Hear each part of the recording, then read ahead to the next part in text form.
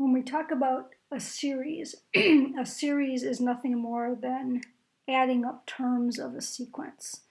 So all we're doing is adding the terms.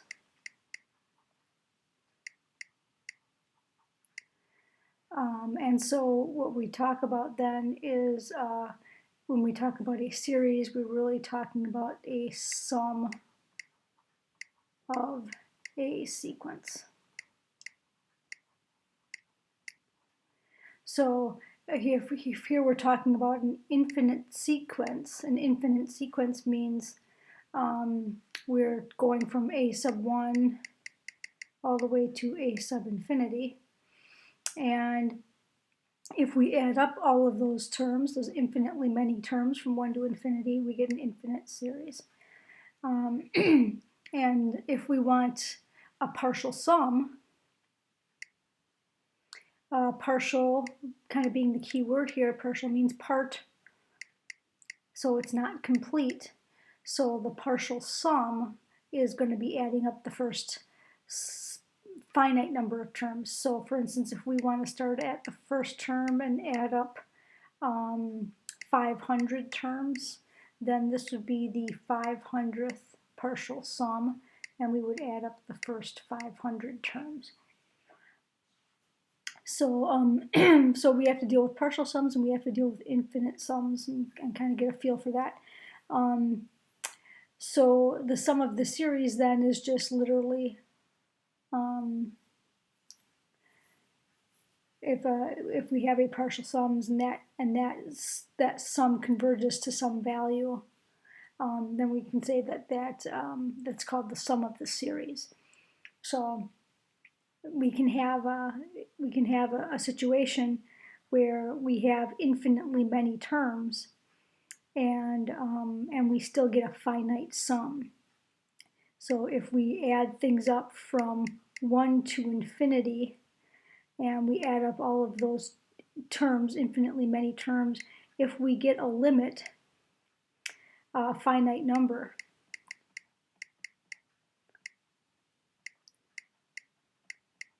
then that is literally the sum of the series. We've added up all the terms in the series. We don't have any other terms to add up, therefore that's the sum. If we try to add up the terms from 1 to infinity, the infinitely many terms, and we end up going to infinity itself in the value of the sum, then we can say that diverges. So we're going to talk about partial sums, we're going to talk about infinite sums, and we're going to talk about convergence and divergence. And when we talk about convergence and divergence, we're talking about infinite series here. Those terms are reserved for infinite series. So when we talk about a converging series, what we're talking about then is the first partial sum would be just a sub 1. And the second partial sum would be a sub 1 plus a sub 2. Or we could write that as s sub 1 plus a sub 2. The third partial sum is just a sub 1 plus a sub 2 plus a sub 3. The fourth partial sum is a sub 1 plus a sub 2 plus a sub 3 plus a sub 4. And so we keep tallying the sum. In other words, we keep adding the next term and adding the next term and adding the next term and adding the next term. And if we get some finite value, then that series converges. If we find ourselves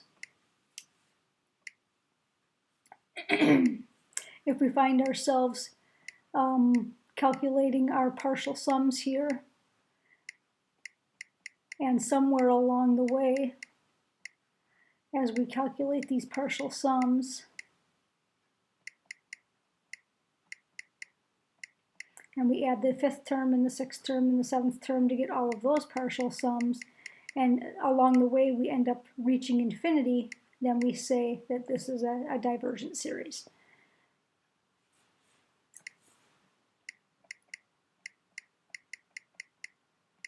or we say that the sum does not exist. So how do we determine if we have a finite value or an infinite value? How do we determine if we have convergence or divergence? Well, if we look at a series, there are some telltale signs. For instance, if we start adding things up and we literally know that there is nothing more to add,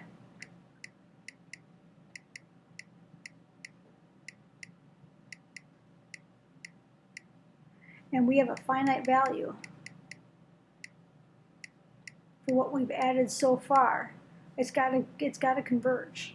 Likewise, if we literally know there's nothing more to add and we have an infinite value, it diverges.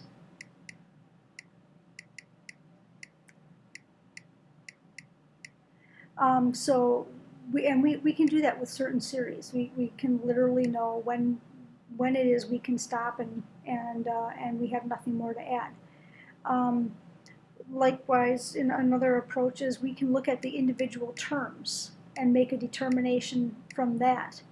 And we'll look at that in the next example as we make a determination just by looking at the individual terms. If we look at this series here, it says find the first 5 terms of the sequence of partial sums. So what that means, we want the sequence of partial sums. Okay, that means we want S1 and S2 and S3 and S4 and S5. So we want those 5 sums. So S1 is taking that first term. S1 is 1. S2 is taking that first term and adding the second term. So here we have 4/3. S3, likewise, adding up the first 3 terms. So if we add up the first 3 terms, we have, this ends up being 23/15. If we look at the 4th term, we're going to add up the first 4 terms. And when we add up the first 4 terms, we get 176/105. And if we find the 5th partial sum, we end up adding up the first 5 terms. So there are our partial sums. And I just added those up ahead of time to get the totals for you. And this ends up being 1,689/945. So those are the first 5 partial sums. So the sequence of partial sums looks like 1, 4/3, 23/15, 176/105, 1689/945. And so if we look at the, just to kind of extend this here, let's try to find the nth term. Let's try to find a pattern here. So we see that we always have a 1 in the numerator. So we know that that pattern is there. And then we have odds in the denominator. So we know we need odds. And so we know we're going to need some sort of expression with either a plus or a minus 1. So at that point, we have to just kind of play around. Is 2n plus 1 going to work, or is 2n minus 1 going to work? And so if we look at this, if we stick in 1 here, 2n plus 1 is 3, and 3 is not the denominator for the first term. So it must be this one. So the denominator is 2n minus 1 for that nth term. So when we look at this, here are some nice patterns for odd numbers.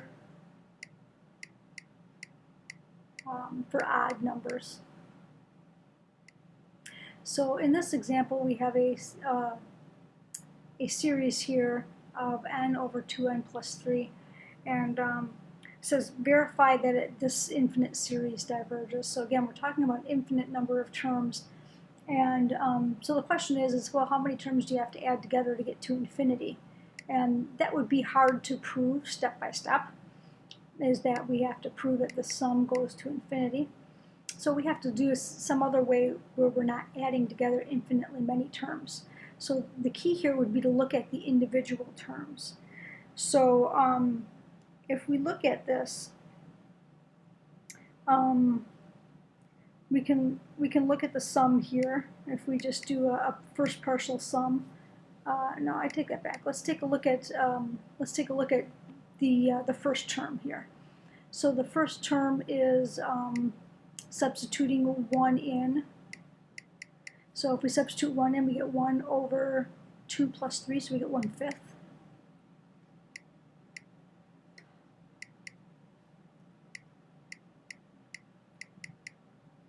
So we get 1 over 5. Our next term here is 2 times 2 is 4, plus 3 is 7. The next term here is substituting in 3. 2 times 3 is 6, plus 3 is 9. I'm not going to bother reducing. I'd rather see the patterns here. For the fourth term, it's 4 over 11. And for the fifth term, it is putting 5 here, we get 5. Putting 5 here, 2 times 5 is 10, plus 3 is 13, and so on. So the question is, we know this goes to infinity. That's what the problem states. But how can we be conclusive that it actually does without adding up infinitely many terms? And the way to do that is to look at the terms themselves. For instance, 1/5 is 0.2. 2/7 is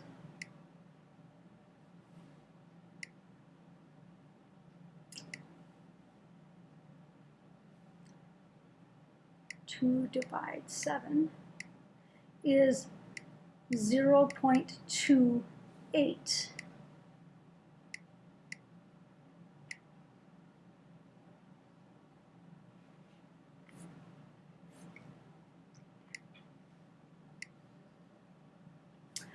Um, 3 over 9, which is also 1/3, is 0.33. 4 over 11 is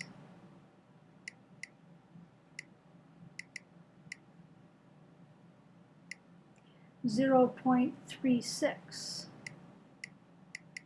So, and let's just close out here. 5 over 13 is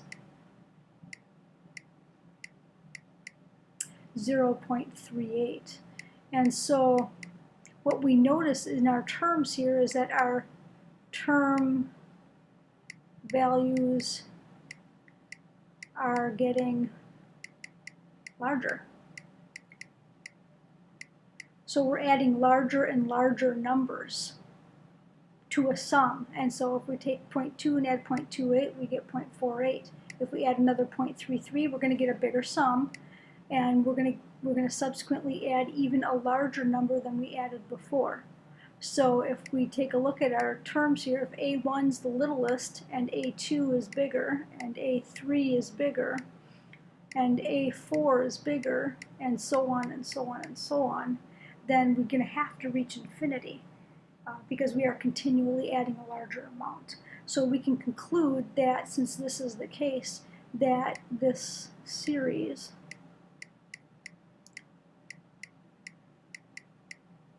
is divergent because its sum will eventually be infinity. In fact, if we go back to section 9.1 and we look at the sequence, so we're looking at 1/5, comma, 2/7, comma, 3/9, comma, 4/11, comma, 5/13, comma, and we look way out here at this infinite term, we can find that value of a sub n just by taking the limit. Or I should, maybe not a sub n, but a sub infinity. just by taking the limit of a sub n as n goes to infinity. And so if we look at the limit as n goes to infinity of n over 2n plus 3, that's indeterminate. That's infinity over infinity. So I'm going to do L'Hopital's here. And that's the same as the limit as n goes to infinity. Derivative of n is 1. Derivative of 2n plus 3 is 2. And the limit of that is 1/2. So what we're saying here is as the sequence goes out to the infinite term, we have these terms here that just end up being 1/2 and 1/2 and 1/2 and 1/2, or basically equal to that much. So what we're really doing is we're perpetually adding 1/2 to the sum. And although 1/2 might not seem like a big number, eventually that sum is going to go to infinity. And this whole process of looking at the limit of the nth term is called something, and we'll figure that out in the next couple of sections. For this series, it says verify if the series converges. So we know it converges, that's what the problem says. But we need to verify that. And so we know we're going to get some finite value here when we add up all the individual terms. What gets really cumbersome is adding infinitely many terms. That's impossible.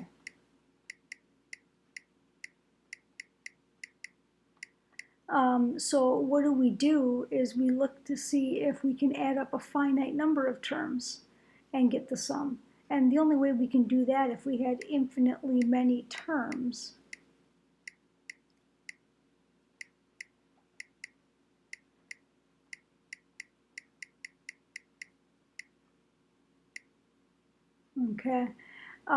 is that if we can start saying, well, gee, somewhere out here, terms start canceling. And if they all cancel out, then we only really have these terms that don't cancel contributing to the sum. And the telescoping series, telescoping means we have a product in the denominator, is really indicative of this scenario happening, and where we have this canceling occurring. And so the telescoping form is really a exercise in partial fractions.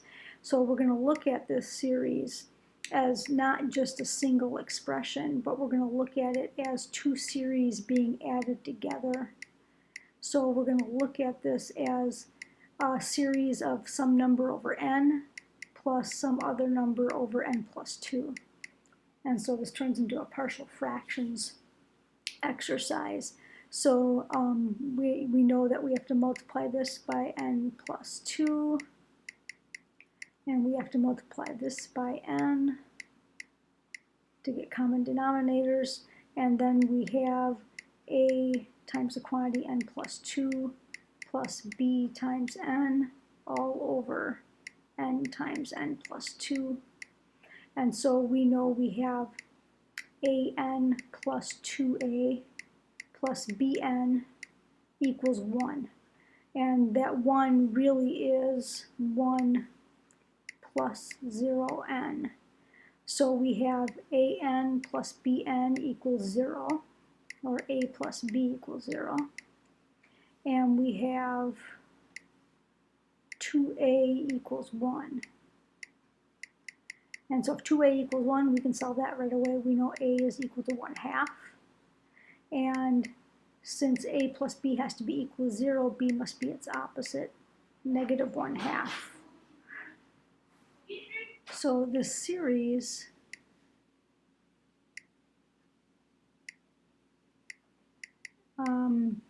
summing up n over 1 over n times the quantity n plus 2 really can be expressed as two series And the first series is 1/2 over n, and the second series is minus 1/2 over n plus 2. So we're going to simplify that a little bit. We're going to call that 1 over 2n, and we're going to call that, I should have had it plus there, plus a negative there. We're going to call that a minus, and then likewise put that in the bottom. And now we're going to go ahead and expand this term by term. And so we're going to go ahead and substitute 1 in here. So if we substitute 1 in here, we get 1/2 minus 1 plus 2 is 3 times 2 is 6, so 1/2 minus 1/6. And I'm going to keep it as that. And that's the first term, that's a sub 1. And I'm going to add to that a sub 2. And I'm going to add to that a sub 3, and so on. So a sub 2 is 1 over 4. And 2 here, 2 plus 2 is 4, times 2 is 8. And when I put in 3 here, I get 1/6. And as you can see, we start to have canceling occurring. And when I put in 3 here, I get 5/10, so minus 1/10. And so we know for sure that the 1/6 cancels. Let's see if anything else cancels. If I put 4 in here, I get 1/8, sure enough. And if I put 4 here, that's 1/12. And so I'm going to go ahead and kind of keep going with this. So I'm going to put 5 in here, that's 1/10, minus, putting 5 here, 5 and 2 is 7, times 2 is 14, 1/14. And so let's do a check, an initial check here. We got the 1/6 to cancel, plus 1/6 and minus 1/6. Did we get the 1/10 to cancel? We sure did, it's right here.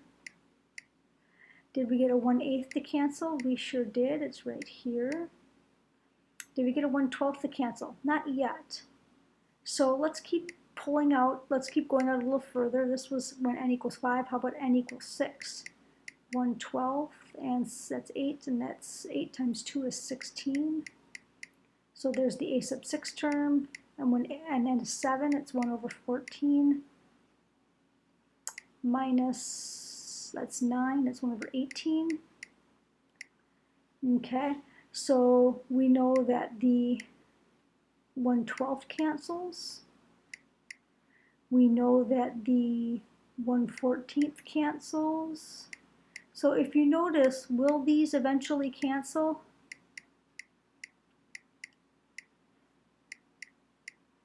If we go out far enough, and the answer to that is yes, these will eventually cancel. In fact, when you start to see the pattern of both of these disappearing, both of these fractions disappearing, both of these fractions disappearing, you have to assume that both of these and both of these are also going to eventually disappear. So our sum then is whatever is left. And we have a 1/2 plus a 1/4. That's a finite number of terms. We can add those together. So our sum, our infinite sum, is going to be 1/2 plus 1/4. Or we can write that as the sum as n goes from 1 to infinity of 1 over n times n plus 2 equals 3/4. So we end up getting a finite number of terms to add because of this canceling phenomenon, and that is very characteristic of a telescoping sequence. The partial fractions property of rewriting that telescoping sequence allows for that canceling to be seen pretty clearly. Since we do reach a finite value here, we say that this series converges to the value